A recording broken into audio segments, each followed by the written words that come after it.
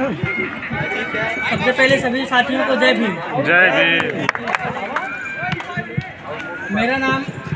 मेरा नाम अनुराग है और मैं प्रतापगढ़ से हूँ और मेरा इलाहाबाद यूनिवर्सिटी से ग्रेजुएशन 2024 में हुआ है।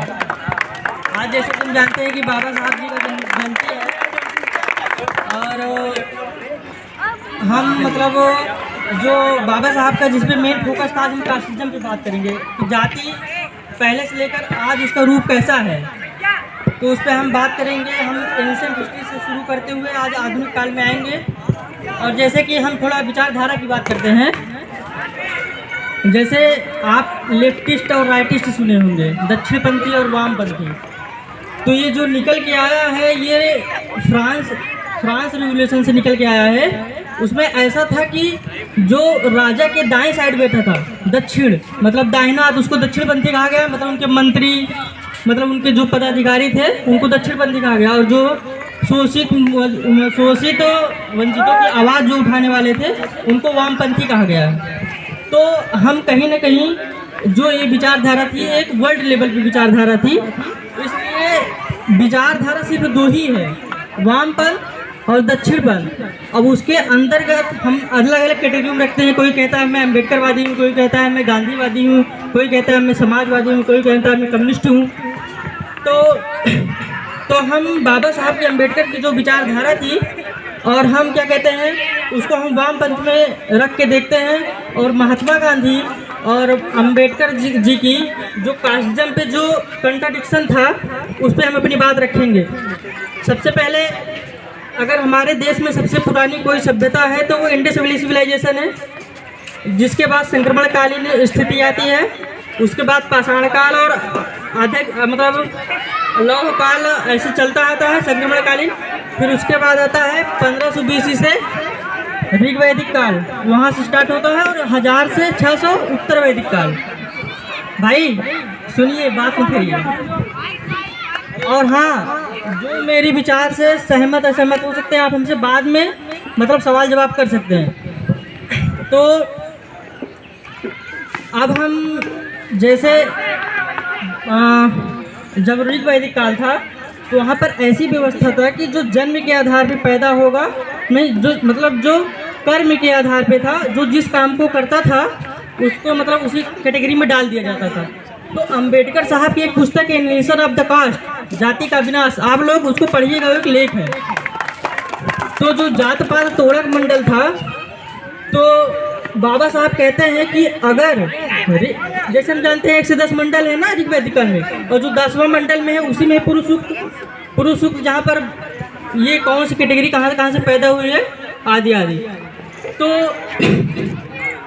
तो अंबेडकर साहब कहते हैं अगर कर्म के आधार पर था तो उसको क्या कहते हैं, बांटने की क्या जरूरत थी।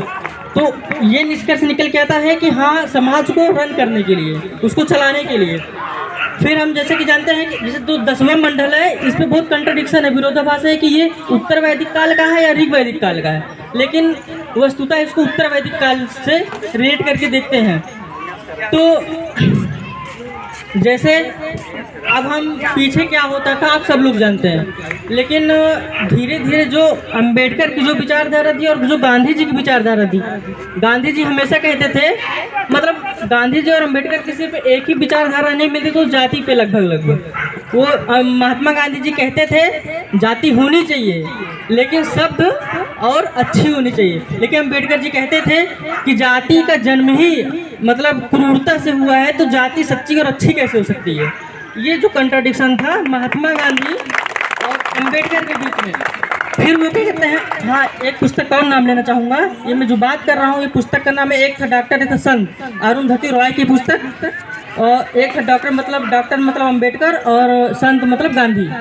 तो वो ऐसा कोट करके उनकी पुस्तकें लिखी हुई हैं। और फिर गांधी जी कहते हैं कि जाति जो है, जाति क्या कहते हैं, जो अपर कास्ट वाले, पहले अपर कास्ट ओवर कास्ट कुछ नहीं होती है, वो कैटेगरी में इन द सेंस मेरा ये है कि तथाकथित, ठीक, तथाकथित जो अपर कास्ट लोअर कास्ट है। तो गांधी जी कहते हैं कि जो अपर कास्ट है वो व्यवस्था बनाएंगे तब सुधरेगा। तो अंबेडकर जी बोले कि नहीं, अगर सोचिए, अगर एक मेरा शोषण कर रहा है, मेरा शोषण हो रहा है, तो परिवर्तन शोषण करने वाला चाहेगा कि मैं चाहूँगा। मैं चाहूँगा ना कि मेरे साथ ऐसा रहा तो मैं परिवर्तन चाहूँगा।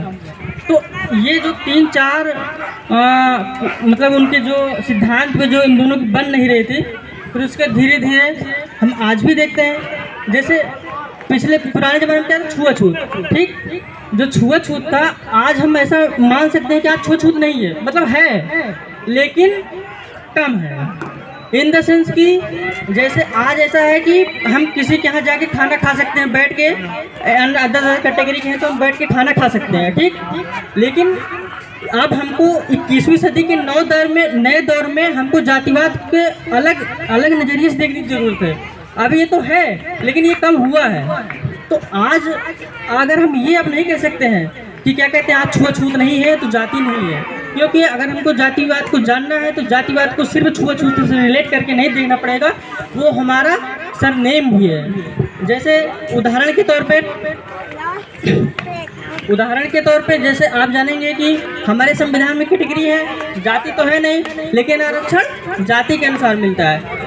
उस मतलब आरक्षण जो जाति के आधार पर मिलता है। जैसे आप देखेंगे कि जैसे हम अगर अपना नाम बताते हैं तो लोग पूछते हैं अपना पूरा नाम बताइए, और बीच में कहेंगे हम आपका जाति नहीं जानना चाह रहे हैं, लेकिन आप अपना पूरा नाम बता दीजिए। तो आप एक तरीके से सोचिए ना, आप तो कुल मिला के जाति ही जानना चाह रहे हैं ना। आप भले बोलिए कि हम जातिवाद नहीं कर रहे हैं, लेकिन ये भी आपको समझना पड़ेगा कि ये भी जातिवाद है। इस नज़रिए में देखना पड़ेगा आपको। और सबसे बड़ी बात यह है कि मैं यही कहूँगा कि अगर आप अपना नाम बता रहे हैं तो आप जैसे आप कास्ट मत बताइए, मतलब वो तो सच्चाई हो तो